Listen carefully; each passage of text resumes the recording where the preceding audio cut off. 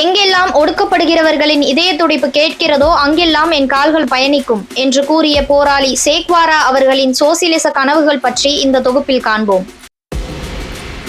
Chile நகரத்தின் சுரங்க தொழிலாளர்கள், பழங்குடியினர்கள், தொழுநோயாளிகள், ஏழைகள், ஆதரவற்றவர்கள் என்று சேக்வாரா தென் அமெரிக்கா முழுவதும் செய்த பயணம் நெடுகிலும் சந்தித்த அடித்தட்டு மனிதர்கள் அவர் மனதில் குறிப்பிடத்தக்க அடிப்படை மாற்றத்தை ஏற்படுத்தினார்கள். அதேபோல் சேக்வாரா பயணம் செய்த பகுதிகள் பெரும்பாலும் ஒரு சர்வாதிகாரியின் கட்டுப்பாட்டிலோ அல்லது இராணுவத்தின் கட்டுப்பாட்டிலோ இருந்ததையும் அவர் கவனிக்க தவறவில்லை. ஏழ்மையும் சர்வாதிகாரமும் நோய்களும் புதியனவல்ல என்ற போதும் இவற்றை ஒட்டுமொத்தமாக ஒரே தொகுப்பாக மீண்டும் மீண்டும் கண்டபோது சேக்வாரா திணறி போனார். நான் சந்தித்த போது சேக்வாரா ஒரு மார்க்சியவாதியாகவே தோற்றமளித்தார் என்று பிடல் காஸ்ட்ரோ சொன்னதை இங்கு நினைவுபடுத்திக் கொள்ளலாம். சேக்வாரா ஒரு கற்பனைவாதியா, சாகசவாதியா, மார்க்சிசவாதியா எனும் கேள்வி இன்றளவும் அறிவுஜீவிகள் மத்தியில் அவ்வப்போது எழுப்பப்படுவதை நாம் காணலாம். சேக்வாராவை முதன்மையான மார்க்சிஸ்ட் என்று சிலரும், லெனின், மாவோ ஆகியோரோடு ஒப்பிடத்தக்கவர் என்று சிலரும் கருதுகிறார்கள். சேக்வாரா லத்தீன் அமெரிக்க மண்ணில் ஊன்றப்பட்ட வித்தியாசமானதோர் எதிர்காலத்தின் விதை.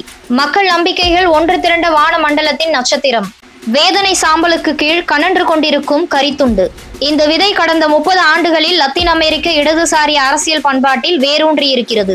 இலைவிட்டு கிளை பரப்பி கனிகளை வழங்குகிறது. கனவுகளும் கற்பனை கோட்பாடுகளும் புரட்சிகர நடவடிக்கைகளும் கொண்டு நெய்யப்பட்ட ஆடையில் இழையோடி கொண்டிருக்கிறது என்று குறிப்பிடுகிறார் பிரெஞ்சு பிரேசிலின் சமூகவியல் அறிஞரும் மார்க்சியவாதியுமான மைக்கேல் லோவி. 1987 அக்டோபர் மாதம் பிடல் காஸ்ட்ரோ பகிர்ந்து கொண்ட விஷயம் இது. வீங்கி போன முதலாளிகள் என நாங்கள் அழைக்கும் நபர்களுடன் கூட்டு சேர்ந்து ஒரு சில நிறுவனங்கள் முதலாளித்துவ முறைகளை பயன்படுத்தி முதலாளித்துவவாதிகள் போல சிந்தித்து செயல்பட்டு நாட்டையும் மக்களையும் அதன் உயர்ந்த தரத்தையும் மறந்து போனதை பார்த்திருப்பாரானால் சேக்வாரா விக்கித்து போயிருப்பார். சோசியலிசத்தை நோக்கிய மாற்றத்தின் வேகம் சேக்வாராவிற்கு முக்கிய பிரச்சனையாக இருக்கவில்லை. அதுபோல கம்யூனிச சமூகத்தின் மக்களே உரித்தான உணர்வு நிலை, கண்ணோட்டம், மதிப்பீடுகள் ஆகியவற்றை கியூபாவோ மற்ற தனி ஒரு தொழிலாளர் அரசோ துரிதமாக எட்டிவிடும் என்று அவர் ஒருபோதும் கூறவில்லை. இதை வைத்து பார்க்கும் பொழுது சேக்வாரா கம்யூனிச சமூகம் குறித்து வெறுமனே கனவு மட்டும் காணவில்லை, அதில் உள்ள சாத்தியங்களும் சவால்களையும் அறிந்தே இருந்தார் என்று புரிந்து கொள்ளலாம். சேக்வாரா குறிப்பிட்டது முதலாளித்துவ வகை மாதிரிகள் குறிப்பிட்ட காலம் வரை நடைமுறையில் இருக்கும். அதற்கான கால வரையறையை முன்பே அறிய இயலாது.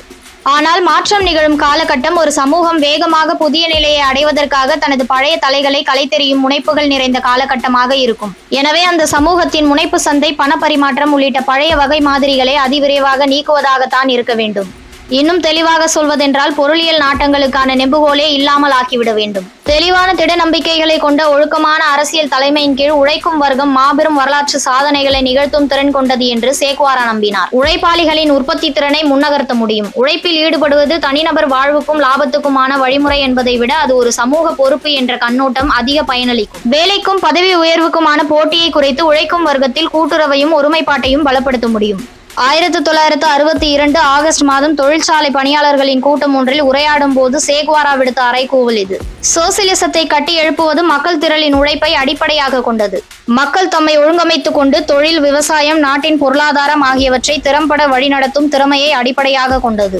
நாளுக்கு நாள் தமது அறிவை வளர்த்து கொள்ளும் மக்களின் திறமையை, அதாவது புரட்சியின் கடமைகளை நிறைவேற்ற உழைப்பதற்காக எங்களுடன் இங்கேயே கூட இருந்து உழைக்கும் தொழிலாளர்களின், தோழர்களின் திறமையை அடிப்படையாக கொண்டது. நமது மக்கள் அனைவருக்குமாக கூடுதலாக உற்பத்தி செய்யும் திறமையை, எதிர்வரும் காலத்தை முன்னுணரும் திறமையை அடிப்படையாக கொண்டது. எதிர்வரும் காலம் என்றால் ஒரு தனிமனித வாழ்வில் எதிர்வரும் காலம் அல்ல, வரலாற்றில் எதிர்வரும் காலம்.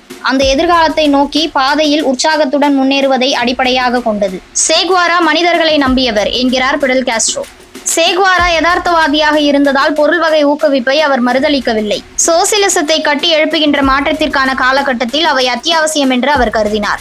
ஆனால் உணர்வு நிலைக்கும் ஒழுக்க நெறிக்கும் சேக்வாரா மிக அதிகமாக முக்கியத்துவம் அளித்தார். சேக்வாராவிற்கு மனிதன் மீது நம்பிக்கை இருந்தது. மனிதனை நாம் நம்பாவிட்டால் ஒருபோதும் புரட்சிக்காரனாக முடியாது. மனிதன் ஒரு திருத்த முடியாத மிருகம் என்ற முடிவோடு உடன்பட்டால் அவர் யாராக இருந்தாலும் சோசியலிசவாதியாக ஆக முடியும். இதனை திடமாக நம்புகிற யாரும் கம்யூனிஸ்ட் ஆக முடியும் என்று முழுமையாக நம்பினார் சேக்வாரா.